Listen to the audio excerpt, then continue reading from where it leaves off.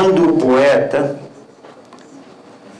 se aproxima carinhosamente e de maneira sedutora da prostituta, fantasiada de doce mocinha, representada como a amável antítese de uma puritana, ela diz: ora, vá tocar piano. Ela nem ignora a finalidade do arranjo, nem está propriamente resistindo. Seu impulso tem raízes mais profundas que as proibições convencionais ou psicológicas. Ele exprime uma frigidez arcaica, o medo que tem o animal fêmea da copulação, que nada mais lhe causa além da dor. O prazer é uma aquisição tardia, apenas um pouco mais antiga que a consciência. Se observa a maneira compulsiva como os animais se juntam, como que sob o sortilégio, compreende-se a frase: a volúpia foi dada ao verme, como um exemplo de mentira idealista, ao menos no que diz respeito às moças, às quais o amor acontece por sujeição e que não conhecem de outro modo senão como objetos de violência. A memória do antigo trauma subsiste, conquanto a dor física e o medo imediato tenham sido suprimidos pela civilização. Eu vou repetir porque essa frase aqui é a síntese do que eu creio que nós deveríamos extrair da discussão de hoje.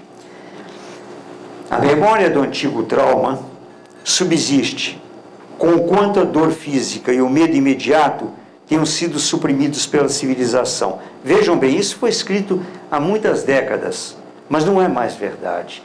Por incrível que pareça, a roda da história girou ao contrário. A mulher continua com medo. E se não tiver medo é porque não tem consciência do perigo. Basta ver os jornais, basta ver as estatísticas.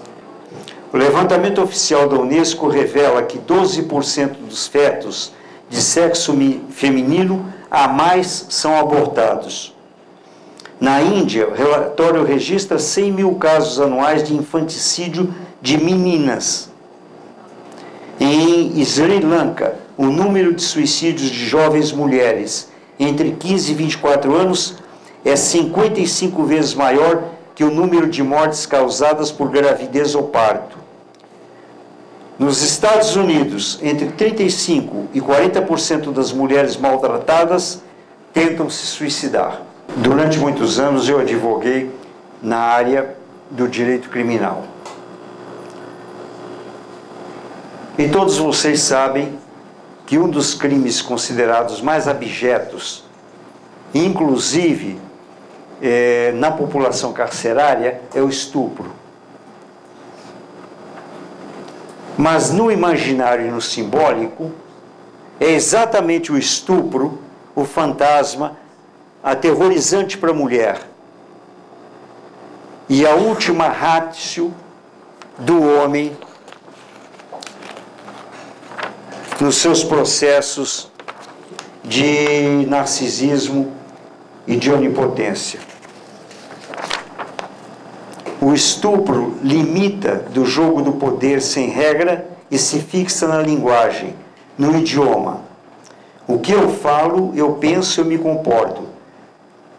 Ser humano é homem. Eu tive uma discussão e depois acabei pagando um preço caro de grosserias e insultos através da internet, porque eu alegava que enquanto houver a sinonímia de que ser humano é homem,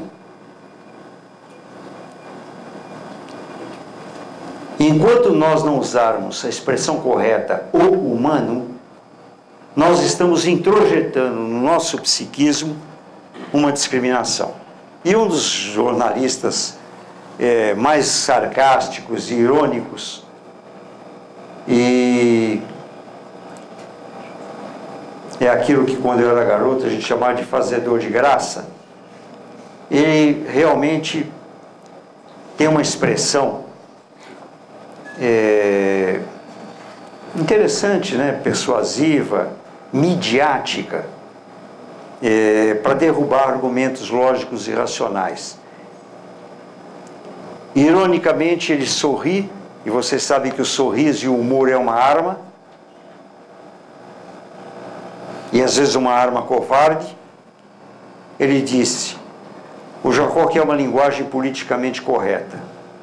Não é politicamente correta, é decentemente psíquica.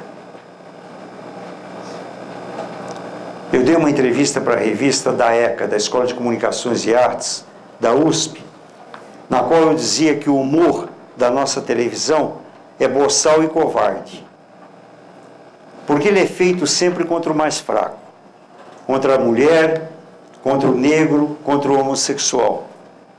Dificilmente ele é feito contra o general ou contra o banqueiro.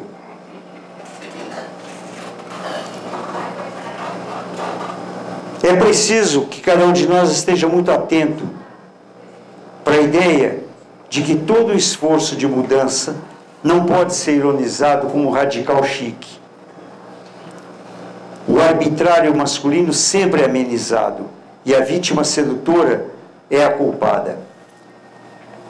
Quantas e quantas vezes numa delegacia de polícia, quando a mulher vai e reclama de um processo de agressão sexual, o delegado dá um sorriso e diz: mas a senhora não estava usando um decote?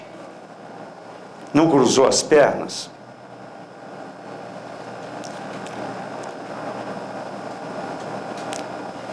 E é muito interessante. Eu me lembro que uma vez eu fui convidado pela doutora Terezinha Zerbini. Ela indicou meu nome como candidato a senador pelo PDT, pelo movimento afro e pelo movimento feminista. E é claro que eu não aceitei, mas fui indicado na convenção. Por razões óbvias eu não aceitei. Mas a Terezinha Zerbini me convidou para participar de um congresso feminista. E eu fui. Quando eu cheguei tinha 2.000 mulheres, Marcelo, delegadas de toda a América. E eu fiquei meio constrangido, disse: olha, eu fui convidado para fazer uma exposição, né? E uma mulher na porta disse: não, mas o senhor não vai entrar. Eu disse: por quê? Ele falou: não, porque é vedada a entrada de homens. O congresso é um congresso feminino, de feministas, e é proibida a entrada de homens. E aí veio um repórter de uma das mais poderosas redes de televisão do Brasil e disse: professor, o senhor está disposto a fazer um protesto? Isso é um absurdo. Como que não permitem? O senhor foi convidado e não permitem que o senhor faça a exposição? Eu falei: não, não vou fazer protesto nenhum. E ele disse: mas como assim? O senhor foi impedido? Eu falei: mas durante milhares de anos nós impedimos as mulheres de falarem.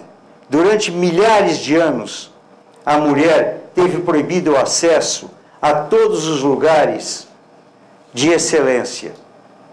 Mas o mínimo que nós podemos fazer por humildade é aceitar que o jogo comece a ficar próximo do 0 a 0.